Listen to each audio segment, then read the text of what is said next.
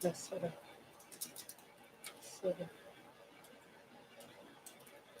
that's their trees cut. 2 minutes until showtime. So,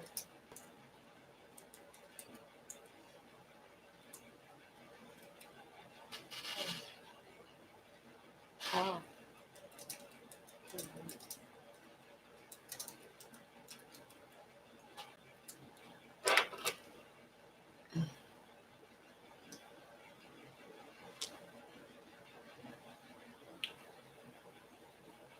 hi. So I was typing about Detroit. Hi, everybody. Good morning. It's snowing. So if I'm wearing black, it's because I want to stand out in the snow. It's snowing. Seriously, like serious snow. Like this is no joke, y'all. At 1 o'clock this morning, I thought they were joking about the snow thing. I was ready to say, what are they talking about? But then at 7 o'clock, it was like they're serious about this. One does not venture forward, even though one drives SUVs. It's not a joke because other people are probably slipping and sliding. But it's Veterans Day, so a lot of people might be home, right? A lot of people didn't go to work today, like the banks and so on, the major, the government buildings and so on, government offices are probably closed. The post office isn't working. Sucks, but it is what it is, right? So it's Monday. Welcome. Thanks so much. We're waiting to join other platforms. And I just want to tell you all thank you for your support. You continue to help me get my message across, right? Your show will go live in 5 seconds. 4, 3, 2. There we go. 1. Right. And good morning, everybody. Thanks so much for joining us. This is Harriet Kamick with Down to Earth. It's the show in which we talk about the issues that matter and the issues that matter. And how many of you are probably in a warm space right now? You're probably in a place where everything is warm and you're seeing sunshine and you look outside and there is no snow. Well, what can I say? More power to you, because currently here in the Metro Detroit area, all we know is snow, and all we have known is snow for several hours now. And it is going to continue until tomorrow. It probably will wrap up by about 5 a.m., which means by 3 a.m. it starts winding down. So it's Veterans Day, so some schools are closed. Some schools are closed. I suppose that government offices and some private businesses may be closed, and some people probably just took a sick day. That's what I would have done, right? But I work for myself. I work for Harriet Kamick. So I go where she goes. She says, work, pew, we all head there, right? So today I want to talk about the greening of Detroit, and it's an interesting perspective because it's something that I think all of us, should pay some attention to, no matter what city you live in. But before I do that, I want to say thank you to everyone who continues to support our show and our broadcast. Thank you so much. I know today a lot of people are probably watching other stuff because you're off and you get a chance on a Monday to be off. So I want you to head over you probably are watching me from your cell phone, but I'd like you to head over to the Apple Podcast icon. If you have an iPhone or if you have a Google phone, then look for the Google Podcasts.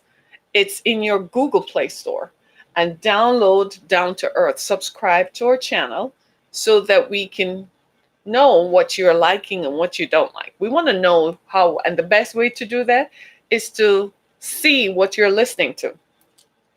So I want to say thank you so much to everybody. We continue to talk about the issues that matter, how to motivate you, inspire you, and push you into arriving where you're supposed to be, and how to just live daily. What should we be paying attention to? One thing you're going to learn and discern is that as long as you continue to listen to me, you're going to learn a lot. You're going to think about stuff that you probably have not thought about. And I am so very grateful that you take time out to continue to be a part of our broadcast. Thank you so much, everybody. I really appreciate it. So today I want to talk about the greening of Detroit. And it's interesting to me. I think I just might have just heard something here, but we'll deal with that afterwards. I want to talk about the greening of Detroit. How many of you know what is environmental justice?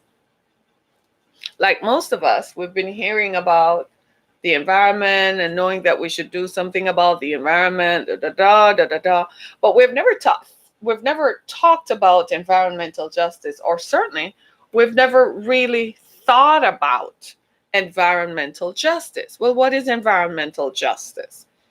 And what does the greening of Detroit have to do with that? Hey, somebody yesterday told me that I look like a snack and I look like I came out of a vending machine. And I'm like, moi. And I'm like, thank you. That was a serious compliment there. Thank you. Right? But what is environmental justice? And I just want to add a disclaimer here. As we talk about this, you're going to find that this is perhaps something that is not just unique to Detroit. It probably is true in a lot of American urban spaces right now. And this is why sometimes you can't run away from your history, because our history sometimes dictates our present actions. And let me put it into context for you. So environmental justice, I'm going to read their definition, is the distribution of power among communities that have historically been subject and experienced pain from existing power structures. I think I just described racism in context. Yeah, sounds like it, doesn't it? That's environmental justice. So what does the greening of Detroit have to do with environmental justice? I'm glad you asked. So there's an organization called the Greening of Detroit, I found out, who in 2014 decided that they were going to undertake, they actually started in 1989. So they decided that they were going to undertake a project to plant trees in Detroit, in neighborhoods and so on. And they decided to do that because, the whole world was going into the Greenpeace thing and, planting more trees, because trees have benefits, right? Living under trees or living next to trees and having trees around your house and in our neighborhoods, it promotes healthy outcomes, right? For our lives, right? It absorbs air pollution. That's the first thing I can think of. It absorbs air pollution and it absorbs from traffic. You're still saying that I'm your wife. Okay. We can talk about that later. Right? But for right now, I want to focus on the greening of Detroit. But thank you. Right? But do you see? So planting trees does give healthy outcomes, right? And it continues to do so over time. Well, this organization in 2014 decided to go on a citywide thing to plant trees. And so they got 50,000 volunteers to come into the city of Detroit to plant trees. You know what was their one problem? Their one problem was they did not engage with the residents. They did not go to the residents of the city to say why you should plant trees. They just assumed that because they thought that planting trees is a good thing, then the residents would just see it and would just get it. They forgot the historical narratives. You know what the historical narratives are, and what they refer to as heritage narratives? The historical narrative was that the people who lived in these neighborhoods, those folks still had negative experiences associated with the race riots of 1967. In the 1967 race riots in Detroit, the government, the federal, state, and city government, undertook an effort to eliminate trees out of neighborhoods because they wanted to surveil people. They wanted to see what people were doing from the air, and they couldn't do that because the trees formed a canopy, So what the government did was they started cutting down trees, and when that didn't work, they started spraying DDT onto the trees to kill it in a cover up to say that it was the Dutch elm trees all over the country who had this disease. That naturally created what? Distrust between the power structure and the residents. That distrust did not end when the race riots ended. That distrust continued to this day. So when this organization decided to plant trees, they forgot about that historical narrative. And they forgot about that heritage narrative that existed, that people with lived experiences who are still here remember that. And so what they did was they just decided if we send out circulars and just put up a note, door hangers on the door, then people will say, oh, well, this is a good thing. I just simply participate. No, they forgot that you have to engage with the residents of the community. Caused quite a bit of trouble because the residents were distrustful. First of all, you have a whole group of white people marching into your neighborhood. And people have this historical narrative when the last time a whole group of white people marched into their neighborhoods, lots of people ended up going to jail. So they were very distrustful. And it was something the organization could not understand, why the residents were not engaging with them. So this attracted a sociologist from another university who decided to take a look at it. So she came and spoke to the residents. So it makes you wonder, why then was the existing white power structure in the organization who wanted to plant trees, why didn't they think of it? It's the presumption that they know what is best for you. In a lot of ways, I see this embodied in the narratives today, especially in the Democratic Party. I kid you not, I see it in white liberalism. People who say that they're liberals because they embrace people of color, or they understand, or they will help people of color. But to me, they always operate from a presumption that they know what is best for you. So shut up, don't say anything. I know what is best for you, so you do as I say. You're just as racist as the person who thinks that a black person or a brown person is no good and is immediately a criminal. Yesterday, I was reading something on Mayor Bloomberg, the former mayor of New York, who wants to run for New York City mayor, right? And I read somewhere how under his 3-term administration, mass incarcerations became a thing in New York State, where he actually tripled the number of people who were pulled over in one neighborhood for nothing. And people were just locked up under suspicion for nothing, and created records for people under for nothing. And this guy says he's a Democrat and that people of color should vote for him. Again, the presumption that because I'm white, I know what is best for you and you do as I say. That's all that happened in this story with the greening of Detroit. And they claim that they're well-intentioned, but your well-intention does not jive with the historical or heritage narratives that exist in these communities. And we have to be careful with that, because you may have good intentions, and I've experienced that. I have good intentions to walk into a group of human trafficking survivors to help them. But if I don't engage with them and listen to what they need, then my presumption that I know what is best, because I'm looking at them from the outside and those people just really need help, and then I walk in with my attitude that I know what is best, it's not going to help them. It's going to prove destructive. Do you see what I'm saying? So I'm not saying that organizations should not seek to help, but you've got to have community stakeholders involved and community partners. And by that, I mean you actually engage and listen to what people have to say. Government of the people, by the people, for the people. Anybody remembers that? Sometimes I think in our execution of our democracy, we forget that one thing. Government of the people, by the people. So you have an organization that wants to help people, then by all means, listen to the people. One thing you can't say about this guy who is the president now, Donald Trump, he listens. Oh, he listens. He get it. He will listen. He will listen and he will act on it. He listens. We may not always like it. I don't always support everything he does. I don't always say everything he does, but he listens. Sometimes with the Democratic Party, what they do is they do not engage community partners. They're not listening. They have this presumption that they know what is right. It's how most white liberals operate. I know what is best for you.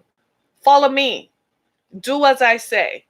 You're still rendering a group of people inoperable. You're still saying you're insignificant because what you think does not count or matters. And this explains why there's so much apathy towards the Democratic Party. And frankly, the Democratic Party, blacks only started voting for the Democratic Party after 1964 with Lyndon Johnson because he was going to pass the Civil Rights Act. Prior to that, they voted for the party of Lincoln. People seem to forget that, right? But at the same time, what we have now evolved into, and we saw that in the Clinton era, especially when Hillary Clinton was running, they didn't ask anybody if anybody liked Hillary. The presumption that they know what is right. You didn't engage with anybody. So the Democratic Party is paying the price, and they should. And that is the lesson for every organization. For any grassroots group of people who feel that you have an answer to what is needed in any setting, go engage with the people on the ground. You got to talk to the people. What do you want? Don't assume, talk. If you're going to plant yourself right smack in the midst of them, ask them, what do you need? What would you like to see come out of this? So this organization was running around Detroit, putting up stuff, a group of white people running around, putting up stuff, probably looking at people skeptically. Meanwhile, the residents are like, well, who are these folks? I don't trust them because the last time a group of white people moved in, people just left en masse. Does Detroit need trees? You bet we do. Of course. Trees are always good in any neighborhoods. I kid you not. As I drive around some of these subdivisions around Metro Detroit, I'm aghast that there are not enough trees being planted. I'm like, when you were developing the land and building houses, did you just pull up all the trees? You should have left some trees in because trees are good. Now, over time, the roots do go down into your septic system and so on. But you need trees because trees green the area. Remember, I talked about that photosynthesis that takes place and so on. But the metamorphosis that takes place, but trees absorb air pollution. So it helps you to breathe better. And especially in urban settings where people have marked increases in health complaints and in lung issues and issues with breathing apparatuses and so on, you do need trees. But how are trees going to come in and an independent organization is going to do it if people say, wait, just a minute, the last time they did this, they cut down all the trees? And this is what, if you watched 60 Minutes last night, did anybody watch 60 Minutes last night? No, you probably all were watching the game or something. But if you watch 60 Minutes last night, you will see where the mayor of Detroit, he's white, right? And has been the mayor since 2014. The mayor of Detroit said something that caught us when Leslie Stahl of 60 Minutes asked him, what is the issue in Detroit? And he said, since the 1930s, the federal government gave itself a problem by creating marginalization in the city, by not supporting Black neighborhoods, by not putting infrastructure and giving loans and giving incentives for people in Black neighborhoods to own buildings. That was a federal policy from the 1930s. 100 years, it's almost 100 years later, and the policy is still there. It's still being carried out. Do you see what I mean? And that is what has created the disenfranchisement that you see in communities of color. So you have a group of white people over here who never experienced disenfranchisement simply because of their color. You never knew what it was like to be judged that whole communities are left without infrastructure and investment because they're Black or they're brown. So you sit over there and you say it's because they don't know better. I can go over there and show them because I just know better and just know what they need. You might have good intentions, but your execution needs some ramping up because you don't know what the historical narratives are in that community. I read this article. It's the Greening of Detroit. It's published on a website. You can just Google it. And I was fascinated as I read it because I wanted to know too. Because I am curious about why when I hug a tree or hug you, Raven Bishop, good morning, ma'am, hug a tree, right? And I wanted to know why in certain parts of the city of Detroit there were not trees. I'm like, how are you going to live without trees? There won't be any rain. What's going to absorb the pollution? You need trees. You significantly need trees. And that is what this is all about. You need trees, but and this is sort of like, Mike, this is probably sort of like, how do you approach communities of color? You have the idea. You think you know what they want, but how do you approach them and get them to see what you want? Unless you act on the presumption that you already know what's good for them. So whatever you come up with that is good for them is what they need to do. And that is always going to end up being wrong. Every time, all the time. You see what I'm saying? And this is true not just of Detroit, but there are other communities in the country that we can look at: Baltimore, Washington, D.C., Philly, Compton, Watts, right? There are plenty other communities of color where Black and brown people live in the country that is experiencing this right now. Areas that have been decimated, not just through urbanization, but through years of abandonment and neglect, and policies, structural policies, public policy initiatives that specifically were designed to marginalize Black and brown people in communities of color. Systemic racism that has been perpetuated over time. Now, you have planners within the structure, the power structure, that while they're not saying this was wrong, Raven, they're not necessarily saying this was wrong, but they're looking at ways to correct it.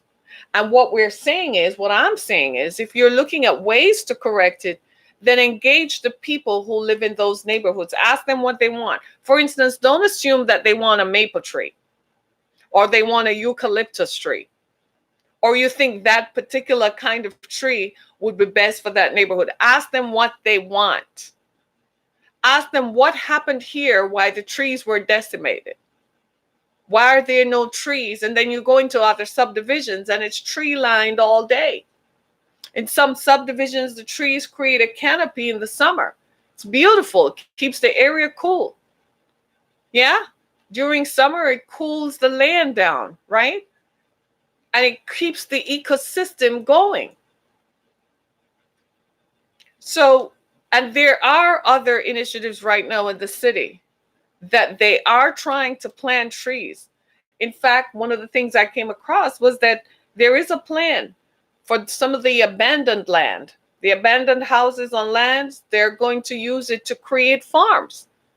Well, nobody is claiming the rights to the land, right? So because no one is claiming the rights to the land, they have literally said, well, it's abandoned. We're going to take it. And because they're going to take it, they're going to plant whatever they feel that they should plant. Is that a good thing? I don't know. Was there any kind of community engagement? What about the people who live the next block over? What if they don't want a farm there that is going to have pesticides that will leak into the water table? Right? Let me see what trees are good, are food and lumber and firewood. Right? Yep, trees are good for that, but trees offer the immediate benefit of absorbing air traffic, absorbing traffic pollution from pollution from traffic. That is the most immediate benefit that I can think of. Just having some trees around. all that traffic. We live in a modern, fast-paced world.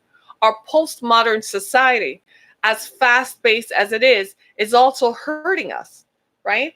Because the fast-paced lifestyles that we live, we need heat to keep our systems going. All the motors that process and create movement, whether it's motor cars, right? That keeps industry going. All those big turbines that you see on top of the hospitals and the public buildings and the banks and the large towers and the large buildings, all of those things generate heat that goes off into the atmosphere. So it might be cool inside, but it's heat that's going up in the atmosphere. That's what's creating the warming effect. I wish they would explain it better, like I just broke it down for you, instead of just saying terms like global warming and climate change without telling people what the cost is. The real cost, like I talked about yesterday, the opportunity cost of our modern lifestyles is that it's making us sicker, and it is creating an environment in which our climate is reacting. The climate on the planet is reacting to all this heat that is created. And what it is doing, it's saying, wow, kind of warming it up a little bit. So water is melting everywhere. Because where does the air go? All that heat has to go somewhere. It hovers above the planet. So it is going to melt the spaces that traditionally would not be melted. You see what I'm saying? And that, my friends, is where our problem is. So planting trees helps to slow down that. Having more trees helps to slow that down. Trees also reduce what? Soil erosion. Yeah, it breaks up, when the tree roots expand, it's going to cause problems in your sidewalks. But you can fix that quicker than you can fix the health outcomes that emanate as a result of not having trees. So we do need trees. Trees create a healthier environment for all of us to dwell in. This is why people are moving further and further from urban areas. They want to get to where they can take nature walks, where they feel like you can breathe in air that is not tainted by traffic and smog. Like some cities, there's just smog. I've never been to Beijing. I don't know if I'll go there, but far be it from me to speculate. But anybody who has ever been to Beijing will tell you that the air pollution is significant there. One guy told me that he forgot. They warned him that when he went there, he was to cover his head, and he's bald. And when he came back, he had soot all over him. That's living in Beijing, right? So the government is perhaps now interested in reducing smog. Here in the United States, we have emissions control and so on that big industry initially fought. That's why we don't want coal mining, because it's bad for the environment, both under the ground and when it emits into the sky. Because now we can have better access to energy. We want energy that is not as harmful for all of us. Do you see what I'm saying? Because when it hurts most of us, it's bad. Who needs that? Who wants that? Do you see what I'm saying? And so when you look at this conceptually, it's a good concept to plant trees all over the place. It's a good concept. I agree with it. But I also think that you need to engage the local people. You need to talk to the locals, find out what their experiences have been. And especially if you are a non-colored person moving into communities of color, the perception is that you're coming to take over, or are you coming to remind me how downtrodden I am because of the policies that your ancestors implemented? My friends, it's going to take us a while to move from this narrative. And we have to accept that. We have to be patient with the process as we come to terms and come to grips with the policies of the past that have created this debacle that we're living in today. It's going to take us a while to create and imagine and redesign a new future that, whilst it is going to have some aspects of our past that we are probably not proud of, but still controls the ways in which we do things moving forward. I was very curious when I watched the 60 Minutes episode last night. The CEO of JP Morgan Chase, Mr. Diamond, he's a very wealthy man. In fact, he's one of the few executives who are billionaires. And he said he wanted to help Detroit. And they asked him why, and he said, because I think Detroit as an American city is a city that we just left behind and we need to help. Amazing. So he created this whole initiative around JP Morgan, Chase Bank, reinvesting in some of these communities. I was fascinated because he recognizes that the policies that existed 100 years ago or were created nearly 100 years ago are the reason why we're in the place where we are today. Do you see what I'm saying? It's taken us a while to get here. We've come a mighty long way. We've come a long way. It's taken us a while to get here because initially we didn't think like that. We thought it was just, oh, well, oh, well, those people are like that because they're lazy. Those people are like that because they don't try hard enough. Those people are just bad people. They just sell drugs. They just, and so we just continued perpetuating these negative narratives that are not even true or are reflective of the true story. And it's nice to see public officials and public people coming forward acknowledging that some of what we are seeing today is as a result of poor policies that impacted Black and brown communities. Now, there are some people who tend to take the view that, well, oh, well, that's history and you shouldn't feel bad about it. And your ancestors didn't have anything to do with it and so on. But that's not true either. And that too is not going to help. Running away from it and trying to absolve the folks. Isn't that interesting? In other words, it's almost as if what they're trying to do is to run away from the problem, right? And to absolve the folks who created the problem, kind of appease their conscience. I just want to live and coexist. And I wish you wouldn't see me as a Black or brown person. So I'm going to tell you that whatever happened, it's okay. It's okay that your ancestors did that. It's okay. No, it's not. It's not okay. Because if you don't recognize the impact of the actions that your ancestors made, you might repeat them. So you need to know what the impacts of those actions are. Now, imagine if today, let's just say, slavery, the enforcement of Black people who were trafficked from Africa and brought to the New World, right? Let's say that were to happen today again en masse. Do you think we would allow it? Yeah, because we would say, well, it happened 400 years ago. They look as happy as a lark. It doesn't look like, anything is bothering them. People would get up and go do it again. And that's the danger. So we have to constantly say, this is what happened. This is what it did. This is what it caused. And we can't repeat that. Right? Interesting, wouldn't you say? I think it's very, very interesting. And I think all of us need to get to that place where we can say, man, I never thought I'd live to see the day when this happened.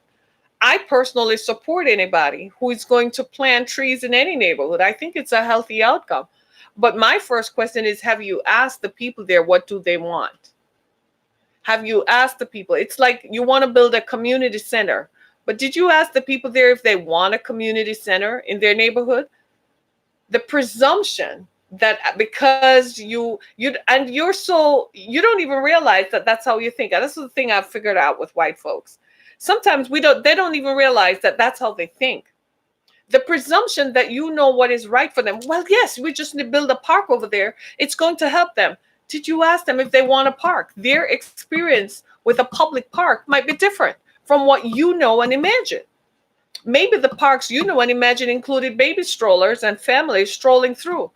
But for a Black and brown person, it's where people lost their lives or women were sexually assaulted or drug trafficking took place.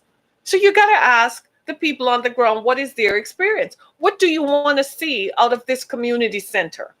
Is this community center going to help youth? Are you going to provide a program where children after school, because their parents are still at work, where children after school, because this is different in some suburban neighborhoods, because the children sometimes have a parent already at home. But in urban neighborhoods where sometimes it's only one parent or both parents are out working, When the children get home, do those parents want their children at a community center where they're likely to be most influenced by others? Probably not. So ask the people if that is what they want. What kind of programs would help those neighborhoods? Are you going to do sports? Right? Or are you going to do something else? Do you see what I'm saying? The greening of Detroit, the greening of any neighborhood, for instance, has to take place with community partners. Any initiative that is going to affect people's lives, there should be an engagement process. People should be able to say, well, I would like it if it has this component, or it would be better if this happened. But the assumption that you're going to go in and do it and it is going to be good for them, that presumption is wrong. You have to ask them. And that's what this organization didn't do. Now, did they learn their lesson? They say they did. So what they did was they now have, listen to this, they now have community outreach persons on their staff who are from the neighborhoods. Do you know what that did? It dramatically changed their effect. Dramatically.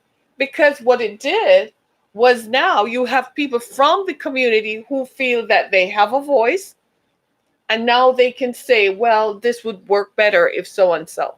So it makes you wonder, why didn't they think of this in the first place? Because again, the presumption, the inherent underlying presumption is that I know what is best for you. And because I know what is best for you, bully to you and whatever you think, you just don't get it. But I know what is best for you. Kind of sounds controlling much, but also kind of sounds distrustful much. You've got to engage the people on the ground and ask them what their participation levels are going to be. What would this look like? I'm forever amazed that you go into some communities, and if there is a proposal to change the budget, or if there's a proposal to do anything, they seek the participation of the people. They send out letters, they send out circulars, they create a community awareness event and invite the people to come in, and they vote on it. And if the people don't like it, it's not going to happen. This didn't happen in this greening project of Detroit. They said they put out the circulars, but you had a group of white people coming into a black neighborhood to tell them to plant trees. They're going to look at you and you presume to know too much. And this is, and some of you, I can feel you saying, well, there was nothing wrong with that. No, there was nothing wrong with the idea, but you still have to ask the people why. Because like I told you, the people have a negative experience associated with trees in their neighborhoods. And that negative experience came from something some of them had lived through and had passed on to their generations. That when they had trees in their neighborhoods were quite fine. But the federal government decided that their trees weren't good enough and sprayed some DDT on it to cut down the trees. So the people felt like that was just evolved out of the 1967 race riots. Therefore, there was a greater level of mistrust because they see everyone white as part of the power structure, the existing power structure, that it just perpetuates. The figureheads change, but the power structure is the power structure. Do you see what I'm saying? Did I say that right? The power structure is the power structure. Right? Think about it. So I'm going to post a link to the article. I'd like you all to read it and to see where we're coming from this, because this is something that is taking place in other urban communities across the country. Environmental justice is a thing, right? Environmental justice, right? You have to look at the comparatives and the narratives. And I know you hear this word narratives a lot, and you're like, is that now just a buzzword? But the narratives are the stories. You have to hear the stories. You can't just make assumptions and presumptions based on what our own preconceptions are. The folks who went in to plant the trees, they had their own preconceptions. They just thought if we planted trees, it was going to improve the health outcomes for people. I don't see why that is a bad thing. But that's your preconception. What is the actual experience of the people who live in that space? It's just like, in a lot of ways, I can say that I acclimate to how transgender folks feel, but I've never been transgender. I don't know what it feels like to have that diabolic, that double identity. I don't know what it feels like. You see what I'm saying? So I can have a preconception about it, but the actual experience is very different. Right? And sometimes our preconceptions work to our disadvantage.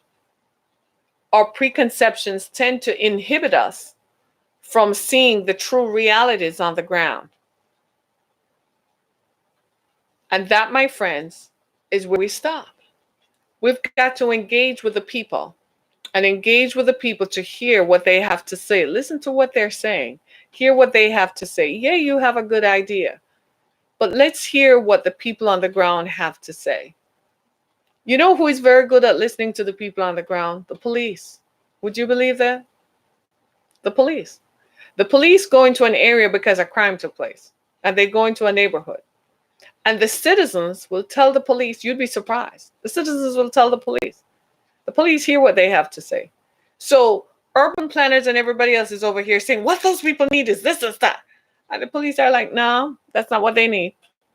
Go into the local police precinct. And they're going to tell you, no, that's not what they need. What they need is this, based on that. That's what the people say. The successful state representative, community council, and so on is the one who listens to the people. The reason Hillary Clinton didn't win was because she did not listen to the people. She didn't go out and touch the people's hands. She didn't come to Michigan. She didn't go to Wisconsin. She didn't go into Pennsylvania because they told her it was a slam dunk. You'd have to go and listen to the people. The people have to feel that they are heard. There's another example in Detroit of another politician who lost because of that. You got to go in and touch and talk to the people. Any project that you're going to undertake, when I was setting up the Exodus Foundation with the view to help and provide shelter for and services for human trafficking victims, what do you think I did? I went around the state and listened to a wide variety of community partners and asked, what would that feel and look like? But I also asked survivors, people who have been through it, what does it feel like? Yeah, I had a presumption and a preconception that this is what they need and I'm going to provide what they need. But I felt like that was existing in a vacuum. I needed to hear from the people who have lived it and experienced it to know what works. So I'm just saying that that's what we need to engage more. The big bank, JP Morgan Chase, has this new initiative and this program. And he said he looked at the problem and he said, something that the CEO said, he said, you can't throw money at everything. He said, sometimes just writing a check is not enough. He said, we have the information and the analytics. He said that we crunch the numbers, we can tell. So he said what they did was he created a program based on the analytics and the data that they have that helped them to design a program for advancing cities. Very clever, wouldn't you say? Guess what they did? They listened to the people. They went and mined the data and looked at what the people's spending habits were, what their experiences were, and now they come up with a program that works. So instead of just saying, oh, I'll just write a check to the city of Detroit and give them $500 million to go do something, at least now, here is where that $500 million should go to. Kind of changed the face of philanthropy a little bit, but it's also more inclusive and, more importantly, more engaging to the people who will be experiencing the change. And that, my friends, is how this cookie crumbled today. We learned a lot about the greening of Detroit, but we also learned that community engagement and engaging the people on the ground is perhaps the most effective tool that you can use to get people to change. You have an idea, you want to do something, engage the people, find out what is it that this would do. Sometimes we just make presumptions that this is what people need and this is what they need. Engage with a person. We even do it in our personal relationships. You meet a guy meets girl, and he just looks at her and says, she's a woman, she just needs this. Engage her. Talk to her. Find out what she needs. Engagement is a serious thing. And that's what happened in the greening of Detroit. Now, have they restarted the project? Yes, they plan to. They have restarted the project. But now they have learned their lesson. And now they're going to engage with the people and ask the people, what do you need? And you kind of like, should have asked that from the beginning. It would have saved you several years and a lot of good name, right? Engage with the people. That's why I ask you all the time. When you go to my show page on Apple or Spotify or Google Podcasts or any other podcast platform, the shows that you listen to, we can see the analytics. So I can tell what drives you and what you're interested in, right? It's interesting. We live in a different world today. I don't know how we can get some of us to see that the world that we were born in and the world that they raised us to live in has dramatically changed. My grandmother is 96. Can you imagine how many lifetimes she's lived through? She can, she's forever amazed at this FaceTime technology thing, right? I mean, when she was growing up, a telephone started out as a line between two cans, and then it became an actual telephone. And now she's like, I can talk to you and see you all at the same time. She's amazed at that kind of stuff. You see what I mean? Emails and electronic forms of communication. What is that? Right? Times have changed irrevocably. We're not going back. We're advancing because we're in a postmodern world. We've been postmodern since the 1960s. Our modern way of life is imposing and has imposed stress and pressure on the structural systems of the earth. And we need to just accept that. We're constantly looking for ways to improve our way of life, especially for us here in America and in the developed world, in developed countries, I should say, right? We're constantly. And so that pressure impacts the physical environment. Whether you like the word climate change or not, it is what it is. Rainfalls have dropped. Water retention systems in some places like California are not as effective and are controlled. And so you have wildfires coupled with winds are going to blow right around the planet, right? So our environment is constantly changing because our fast-paced way of life impacts how we live and impacts the stress that is placed on structures that support us. Even the way buildings are built today are different. I read a story once on how the Twin Towers were built as compared to how buildings are built today. Technology has changed. They can build buildings faster, safer, more critical than they built 100 years ago. Progress is good. It's a good thing, yeah? Progress is good, but progress comes at a cost. And the cost of that is engagement with local communities and to engage everyone. So to all the white liberals out there, all the liberals who say, I'm a liberal, I don't have a racist bone in my body, check yourself. Check it one more time. Just go check yourself. You'd be surprised how your base presumptions appear to be racist to someone else. Think about that. I know they're listening because I know they all listen. But we all need to hear it. It's a good message, isn't it?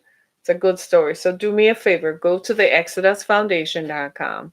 Right on the homepage, you will see my icon to make a donation. This is a listener supported broadcast. I need your help. Go make a donation. We're a 501c3 organization. That means all deductions are tax deductible. Thank you and thank you and thank you. As usual, go download our shows. You'll find that we talk about a wide variety of matters, the issues that matter. It's mind blowing. I even myself, when I look at my show pages on these various platforms, I'm amazed at the breadth of the information that we are distributing and the information that we're sharing with the public. But I want to thank you for being my incentive. So as you continue to listen to our shows, we're deriving and deducing what is it that you find interesting.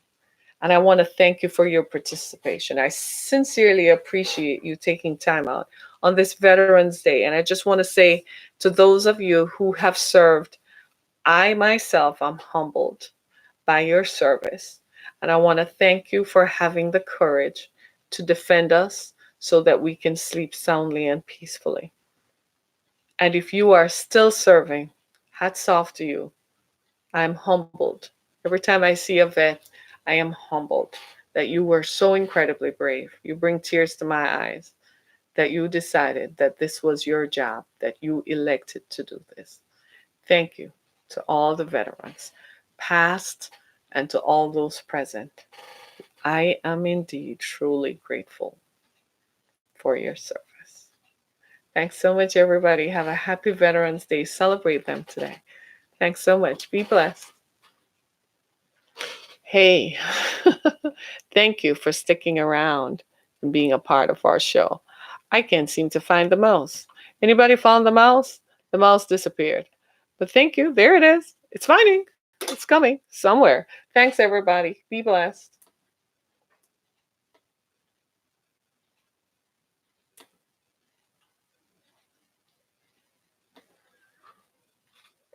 Oh, wow. It's telling me to share.